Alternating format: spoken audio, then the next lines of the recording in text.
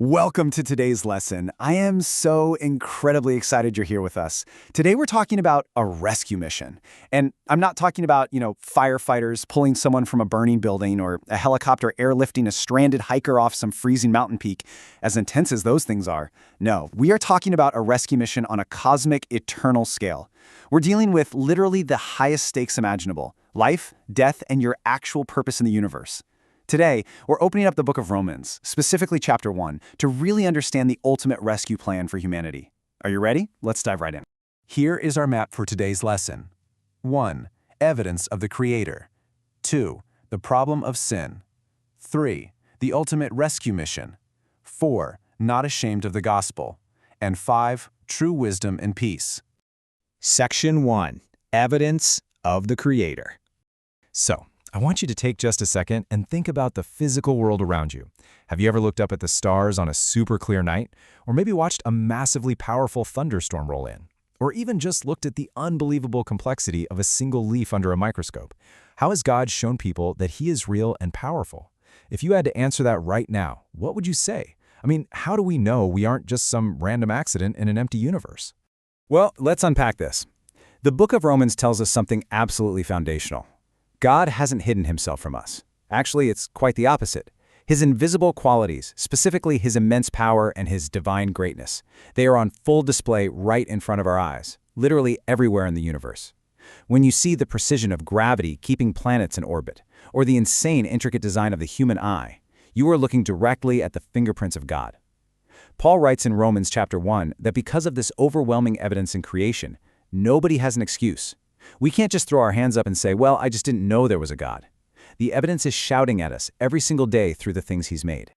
Section 2. The problem of sin. But here is where the story kind of takes a dark turn. We have a Creator who made this beautiful, complex world and clearly showed us His power. But despite this overwhelming evidence, humanity has a massive, life-threatening problem. Notice the tragic exchange happening here.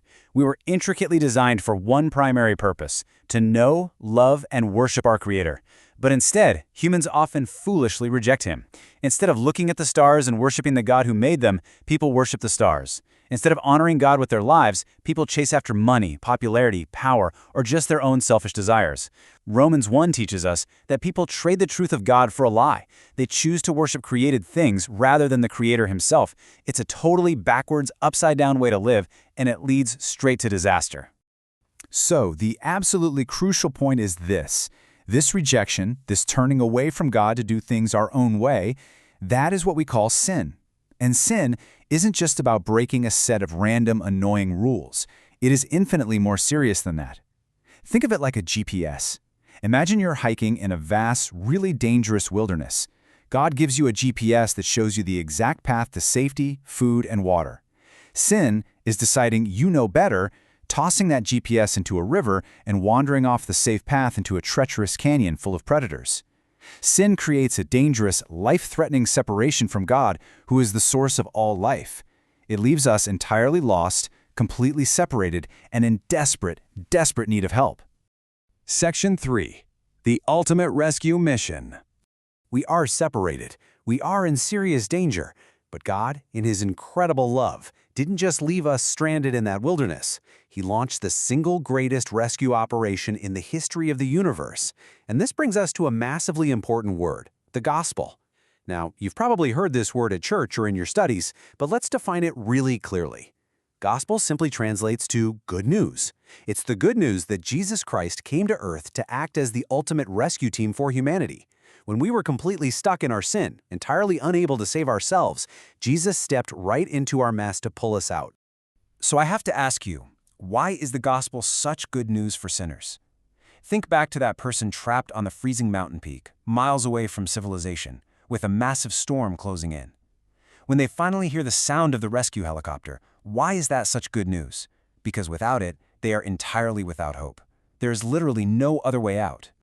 And that brilliantly illustrates exactly what Jesus does for us through the gospel. It's a three-part rescue plan. First, we get forgiveness. We threw away the GPS, we rebelled, we chose created things over the Creator. But Jesus takes the penalty for that rebellion on Himself. We are completely forgiven.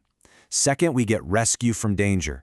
He pulls us out of that life-threatening canyon of sin that leads to spiritual death. And finally, new life. We aren't just rescued and then dumped on the side of the road. We are given a brand new heart, a new purpose, and a totally restored relationship with the God who made the universe. That is the ultimate rescue. Section 4. Not ashamed of the gospel.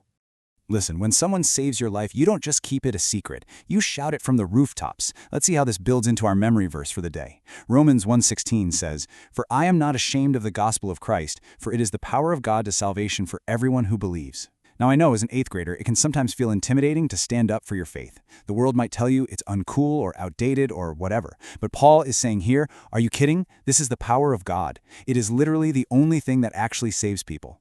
We must be bold. We have to be confident. We should never, ever be ashamed of the life-saving truth that rescued us. Section 5. True wisdom and peace. Now, I want to take all of these massive theological truths, creation, sin, the gospel rescue, and apply them directly to what you're doing right now as a student. Let's talk about your education. At HeroesMart Academy, we believe in the godly learner's philosophy. This means that true intelligence actually requires biblical morality. Why? Well, because education without morality can actually hurt you. Think about it. If you become a brilliant scientist, a genius coder, or an incredibly persuasive speaker, but you have zero moral compass, you might just use those amazing skills to cheat people, build harmful things, or worship created things instead of the Creator. Knowledge just makes you capable, but true intelligence anchored in biblical morality, that is what helps you make wise, God-honoring choices with what you've learned. Scripture perfectly anchors this philosophy for us. Romans 8:6-7 says, "For to be carnally minded is death, but to be spiritually minded is life and peace." Carnally minded just means being focused only on earthly, created things, on your own selfish desires. As we learn today, that leads straight to separation and death. But to be spiritually minded, to intentionally focus your mind on God, on His truth, on His amazing rescue mission, that leads directly to life and peace. And that right there is the entire goal of your education here. So my absolute biggest challenge to you as your teacher is this. Pursue academic excellence with everything you have. Study hard, master your math, become an excellent writer, really understand science and history. But as you do it, keep your mind absolutely centered on God, on truth, and on wisdom. Use your education to equip yourself to make righteous choices out there in the real world, bringing glory to the God whose fingerprints are all over the universe and who loved you enough to rescue you.